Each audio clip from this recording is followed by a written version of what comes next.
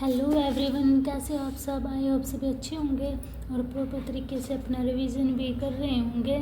तो देखिए, last video में हमने क्लास 12th की एक्सरसाइज 1.3 के 8 क्वेश्चन तक कंप्लीट कर लिया था। Now study about that 9 question से 8 क्वेश्चन तक कंप्लीट कर लिया था, तो अब हम 9 क्वेश्चन से स्टार्ट करेंगे। तो देखिए 9 क्वेश्चन में हमारा क्या दिया हुआ है। Consider F colon R real number to, कहाँ से -5 से इन्फिनिटी तक हमारी वैल्यू जाएंगी। Given by F x is equal to 9² + 6x - 5 so that F is invertible with F inverse y is equal to √y + 6 - 1/3। ठीक है, तो देखिए हमारे पास एफ एक्स क्या दिया हुआ है, 9x² + 6x - 5 दिया हुआ है। अब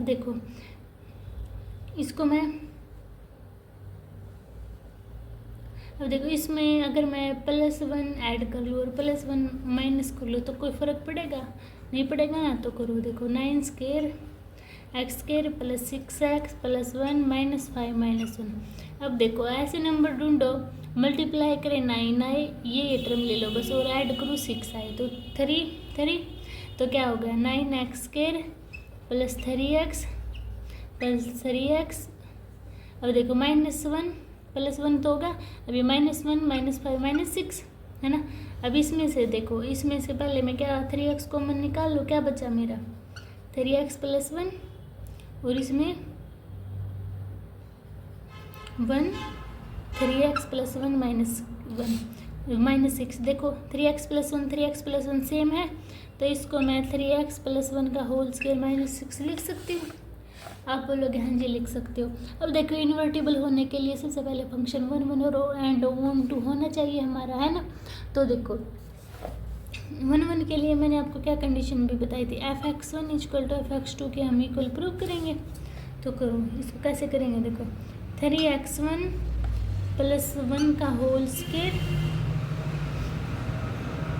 -6 = 3x2 + 1 का होल स्क्वायर -6।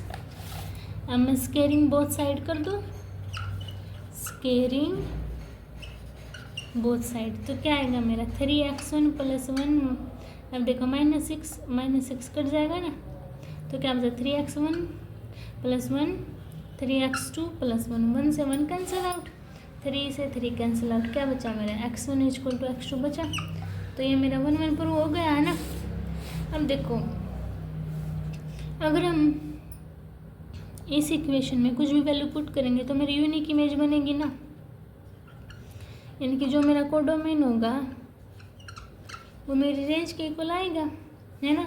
तो क्या है मेरा ऑन टू भी होगा, सो इट्स इन्वर्टेबल, यानी कि अगर मेरा 1 1 ऑन टू है तो फंक्शन क्या है मेरा इन्वर्टेबल हो जाएगा। इतनी बात समझ में आई। अब देखो अगर मेरा f(x) = 3x + 1 का होल स्क्वायर -6 दिया है।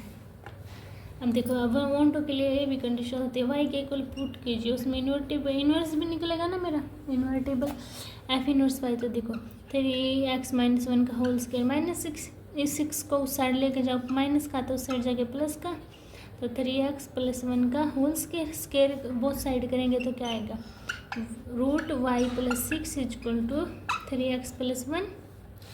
अब देखो प्लस का 1 है, इसको उस साइड लेके जाओ तो क्या है मेरा √y + 6 - 1 = 3x। x की वैल्यू निकालेंगे तो 3 उस साइड जाएगा हमारा। तो देखो √y + 6 - 1/3 किसके इक्वल आई हमारी f इनवर्स y के, है ना। तो यही मुझे प्रूव करना था, ठीक है। अब देखिए नीचे को यही प्रूव करना था ना, f इनवर्स y = √y + 6 - 1/3, ठीक है।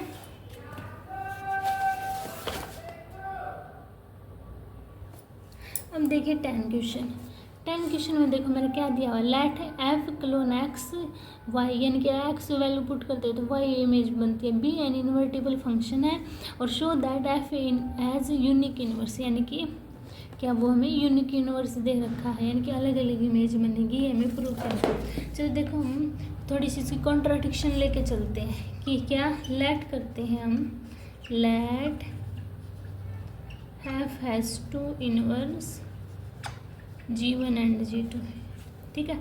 और जो हमारा फोग है वो एफ और G1 एफ ऑफ जी के इक्वल है, दे रखा है, ठीक है। सपोज करा है हमने, इनके लेके चलेंगे तो इसका मतलब क्या हुआ, एफ जी वाई, क्योंकि वाई इमेज बन रही है ना हमारी, अगर हम एक्स की वैल्यू कुछ भी पुट करें तो एफ G2 वाई, ठीक है। एफ एफ है, सेम है तो ये कैंसिल भी हो सकता है, तो G1 y equal to G2 y, y by same है तो ये भी कैंसिल हो सकते हैं। तो क्या है मेरा G1 इक्वल टू G2 आ गए ना। और यही मुझे क्या था, अभी देखो यही मुझे इसमें प्रूव करना था, है ना। तो क्या हुआ, G1 and G2 are two same invertible function, they can't be different, है ना। ये याद है ना, इनकी इक्वल प्रूफ किया था, पर ये हमारे क्या है, इन्वर्टिबल फंक्शन होंगे, दे कांट बी, ये हमेशा कभी भी डिफरेंट नहीं होंगे। और मुझे इसमें क्या था, यही प्रूव करना था, ठीक है। अब देखिए मेरा क्वेश्चन 11, देखो क्या दिया हुआ है, कंसीडर एफ क्लोन 1 2 3। अगर हम इमेज पुट कर रहे हैं तो मेरी ए बी सी आ रही है, F1 equal to A, F2 equal to B and F3 equal to C. Find F inverse find out करना, शो करना है हमें। अगर हम एफ इनवर्स का दोबारा से इनवर्स करेंगे तो मेरा एफ के इक्वल आएगा, ठीक है। तो देखो हम इसको कैसे करेंगे, 11th क्वेश्चन। F1 हमारा दिया हुआ है ए के इक्वल, F2 दिया हुआ है बी के इक्वल, F3 दिया हुआ है सी के इक्वल। ये क्वेश्चन मान ली मैंने 1, ठीक है। इतनी बात समझ में आई। अब देखो इसको अगर मैं ए को इस साइड लेके जाऊँ, देखो F inverse A equal to 1 लिख सकती हूँ, है ना, जैसे कि हम वो करते थे x equal to sine inverse theta. अगर मुझे थीटा की वैल्यू निकालनी है तो साइन इनवर्स एक्स ऐसे लिख सकती थी ना, तो इसको ऐसे ही लिखा सेम एज इट इज, ठीक है। तो F inverse B equal to 2, F inverse C equal to 3 ले सकती हूँ। अब कुछ लेट करके चलेंगे हम, क्या, let other function G which is inverse of F inverse, ठीक है। यानी कि जी कोई भी फंक्शन है वो इनवर्स है हमारा जी एफ इनवर्स का। तो इसमें देखो तो क्या होगा, G1 की वैल्यू ए, G2 की वैल्यू बी, G3 की वैल्यू सी होगी। ये थर्ड इक्वेशन, ये हमारी सेकंड इक्वेशन, ये थर्ड इक्वेशन, ठीक है। अब देखो फ्रॉम 1 एंड 3 हमारा F1 इक्वल टू G1 करते हैं। देखो ये दोनों की वैल्यू ए है ना, तो सेम होगा। और हमारा F2 इक्वल टू G2 और F3 इक्वल टू G3, इनकी हमारा F इक्वल टू G आ गया ना, तो क्या हमारा F equal to F inverse क्या होगा, इसका इनवर्स, हैंस प्रूव्ड। इनके प्रूव हो गया ना, क्योंकि हमें G इनवर्स लेके चलेंगे तो ये किसके इक्वल था, मेरा F इनवर्स के। तो G क्या है, G का मतलब है F इनवर्स। अगर ये F इनवर्स F के इक्वल है तो F का इनवर्स करेंगे तो ये इक्वल ही तो होगा। तो यही मुझे क्या था, फाइंड आउट करना था, ठीक है। अब हम नेक्स्ट क्वेश्चन लेके चलते हैं। ये क्वेश्चन आपको समझ आया होगा, ठीक है। अब लेके चलते हैं हम अपना 12th क्वेश्चन। देखिए 12th क्वेश्चन में क्या दिया हुआ, let F colon x image put करते तो वाई बी इन्वर्टिबल फंक्शन। ये तो हमारा हो गया।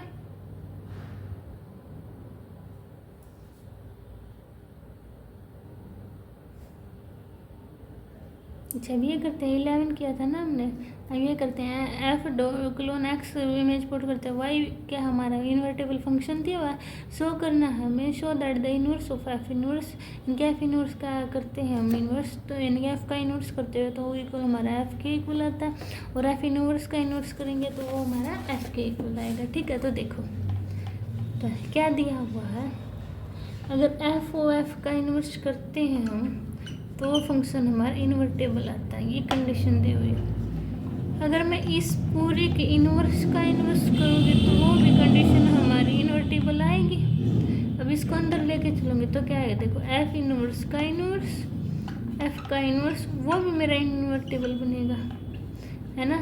तो फ्रॉम 1 and 2 तो देखो 1 and 2 में क्या है, एफ इनवर्स ओ, एफ के इनवर्स का इनवर्स किसके इक्वल है, invertible F O F inverse के, है ना, इसके इक्वल है ना।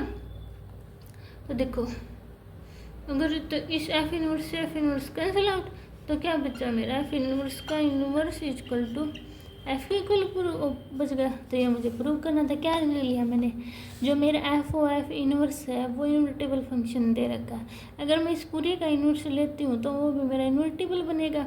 तो इसके मैंने इनवर्स के अंदर मल्टीप्लाई कर दिया एफ इनवर्स का इनवर्स, और एफ इनवर्स इक्वल टू वो भी इन्वर्टिबल मिलेगा। तो इन दोनों को ऐड कर दिया, यानी कि इन्वर्टिबल की जगह में F O F inverse put कर दिया, एफ इनवर्स से एफ इनवर्स कैंसिल आउट, तो एफ इनवर्स का इनवर्स किसके इक्वल आया, मेरा एफ के इक्वल आया। ठीक है, ऐसे हमें ये सोल्व आउट करना था। ठीक है, आई होप आपको समझ आ गया होगा। अब देखिए क्वेश्चन नंबर 13। क्वेश्चन नंबर 13 में दिया हुआ है F dot F colon R to R real number to real number आती है हमारी, और जो हमारा एफ एक्स है वो 3 माइनस एक्स की क्यूब की power 1/3 then F O F x मुझे फाइंड आउट करना है।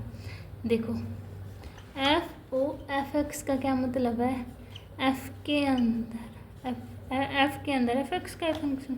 तो देखो 3 माइनस एक्स की जगह पूरा फंक्शन करूँगी, देखो पूरा फंक्शन ऐड करूँगी ना, तो क्या आएगा, देखो 3 माइनस एक्स की क्यूब की 1/3, और अब क्या इस पूरे की पावर 1/3। समझ आया कैसे लिखा, यानी कि देखो एक्स की जगह मैंने एक बार ये पूरी इक्वेशन लिख ली, उसके बाद एक्स की जगह 1/3 लिखा मैं, वो तो इसकी भी तो पावर क्यूब आएगी, क्यों आएगी, देखो आप पजल हो गए, इसको दोबारा से लिखो। देखो 3 लिखा मैंने, लिख लिया ना। अब एक्स की जगह ये पूरी इक्वेशन लिखो, कैसे, तो लिखो 3 माइनस एक्स की पावर क्यूब 1/3, इतनी बस में इस एक्स की जगह लिखिए ना। अब इसकी भी तो पावर 3 दे रखी है, तो लिख लिया।